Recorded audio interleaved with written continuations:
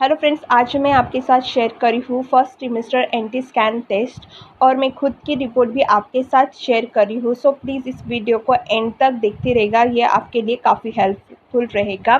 So friends, anti test क्या होती है और ये प्रेगनेंसी में क्यों की जाती है। जैसे कि हम सबको पता है, हमारी बेबी की ग्रोथ और हेल्थ के लिए काफ़ी टेस्ट रिकमेंड किए जाते हैं प्रेगनेंसी में डॉक्टर द्वारा। उसी में से एक इम्पॉर्टेंट टेस्ट है एंटी स्कैन टेस्ट, जो कि हमारे फर्स्ट सेमेस्टर में की जाती है 11 वीक से 13 वीक्स के बीच में। जहाँ तक हमारा बेबी काफ़ी ग्रोथ हो जाती है, हमारे बेबी के ऑर्गन्स डेवलप हो जाते हैं। तो इसी बीच में क्या होता है, हमारे बेबी के नेक के बैक साइड का जो फ्लूइड है उसका मेजरमेंट लिया जाता है और इसी से डिसाइड किया जाता है कि हमारे बेबी में कोई क्रोमोसोमल डिसऑर्डर या फिर डाउन सिंड्रोम जैसे सिम्टम तो नहीं है। और इस एंटी स्कैन में कुछ रेंज होते हैं, मेजरमेंट होते हैं और उस हिसाब से डॉक्टर आपको सजेस्ट करते हैं कि आपका बेबी नॉर्मल है या फिर आपको कुछ एबनॉर्मलिटीज दिख रही है बेबी में और आपको कुछ फर्दर टेस्ट भी वो रिकमेंड कर सकते हैं। तो जो नॉर्मल रेंज होता है इसका वो होता है 1.6 टू 2.5 mm, जो कि नॉर्मल रेंज समझा जाता है। और लो रिस्क रेंज होती है 2.5 टू 3.5 mm। और 3.5 mm से अगर ऊपर है तो वो हाई रिस्क समझा जाता है। और अगर ऐसे आपको ज़्यादा आता है रेंज, तो डॉक्टर आपको फर्दर कुछ टेस्ट रिकमेंड कर सकते हैं। जैसे कि हमको पता चला कि फ्रेंड्स, ये है बेबी मेरी में कुछ एंटी स्कैन रिपोर्ट एबनॉर्मलिटीज़ जिसे नहीं कि है, जैसे कि ऑब्स्टेट्रिक डाउन सिंड्रोम सोनोग्राफी या भी कुछ कहते हैं, जिसे क्रोमोसोमल आपको डिसऑर्डर फर्स्ट नहीं है। तो ट्रिमेस्टर के इसी एंड के में करना लिए ये होता है, टेस्ट 12 काफ़ी वीक इम्पोर्टेंट। और 14 वीक के बीच में करना होता है। तो चलिए मैं आपको दिखाती हूँ कि इससे हमको क्या क्या पता चलता है। यहाँ पर दिया गया है, पहले तो आपकी एलएमपी मतलब आपकी जो पीरियड्स है उसकी जो आए थे आपको पीरियड्स उसकी डेट, उसके बाद जेस्टिनल एज यानी बेबी कितने वीक्स का हुआ है वो एज, ईडीटी यहाँ पर दी है ईडीटी मानो इस्टिमेट ड्यू डेट, यानी आपकी ड्यू डेट क्या निकलती है इस सोनोग्राफी से, तो वो भी आपको पता चलती है कि आपकी इस्टिमेट ड्यू डेट क्या है। और बाद में आपको यूटेरस इज बल्कि, क्योंकि ऑब्वियसली आपका बेबी ग्रो हो रहा था, आपका यूटेरस भी बल्कि होगा।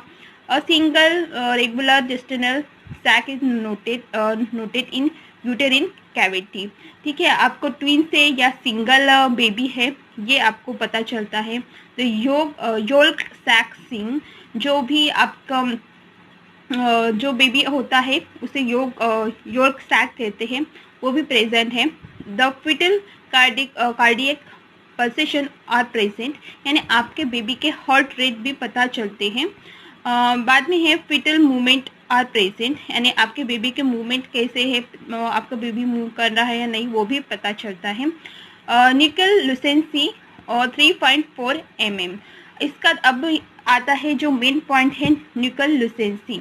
ठीक है, तो न्यूकल लुसेंसी से ही पता चलता है कि मतलब ये मैं पहली बात बता दूं कि ये 100% गारंटी नहीं है कि इससे आपके बेबी में कोई डिफेक्ट या फिर कोई क्रोमोसोमल डिफेक्ट हो या फिर डाउन सिंड्रोम डिफेक्ट, ये 100% पता नहीं चलता। पर हाँ, आपको एक आइडिया देते हैं डॉक्टर, या फिर आपको रिस्क जोन में हो तो आपको इससे ये पता चलता है। और आपको जो फर्दर टेस्ट होते हैं वो आपको डॉक्टर इसी से रिकमेंड करते हैं।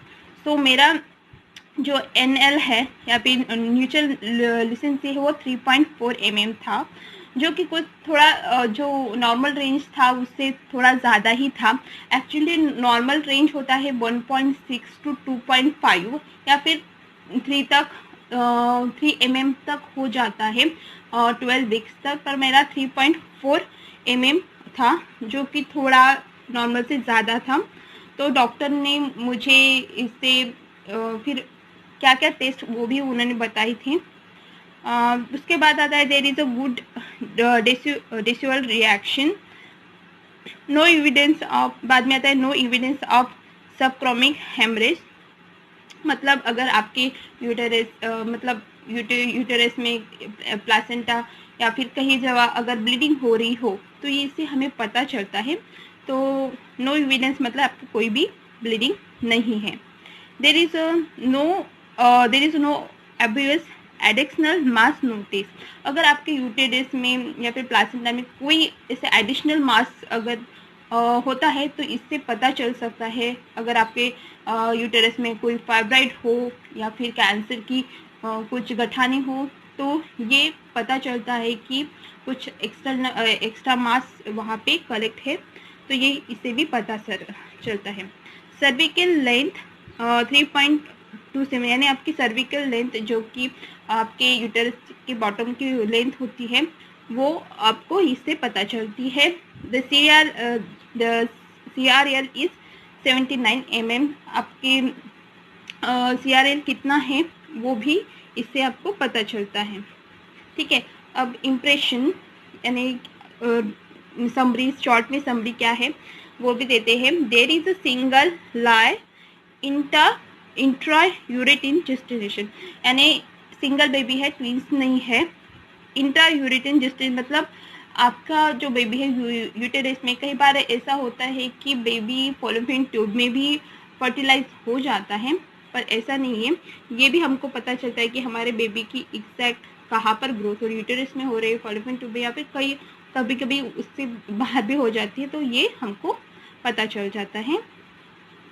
और जो बेबी कितने वीक्स का है वो भी पता चल जाता है। और मेरा जो न्यूकल लुसेंसी था वो थोड़ा इंक्रीज था। तो डॉक्टर ने क्या एडवाइस दी थी, तो मुझे क्या बोलते कार्योटाइपिंग फॉर ट्राइसोमी, मतलब क्रोमोसोमल क्या बोलते क्रोमोसोमल की डिपेंडेंसी या फिर जो भी टेस्ट है वो मुझे रिकमेंड की थी डॉक्टर ने। और इसके बाद मुझे एनोमली स्कैन करना था आफ्टर 4 वीक्स। ठीक है, और correct clinically with gynaecologist opening, और गायनेकोलॉजिस्ट से ओपनिंग लेने के लिए कहा था। सो फ्रेंड्स, यहाँ पर आप एक बात ध्यान में रखिए कि जैसे मैंने आपके साथ शेयर किया कि मेरा नेचुरल लुसेंसी 3.4 था, वो जो कि नॉर्मल है थोड़ा ज़्यादा था, पर इसका मतलब ये नहीं होता कि आपके बेबी में कोई डिफेक्ट है। पर हाँ, आपको फर्दर अगर आप अपने मन की शांति करना चाहते हो तो आपको फर्दर टेस्ट करनी पड़ेगी। तो मैंने डबल मार्कर टेस्ट की थी, एमनियोसिंथेसिस भी टेस्ट की थी।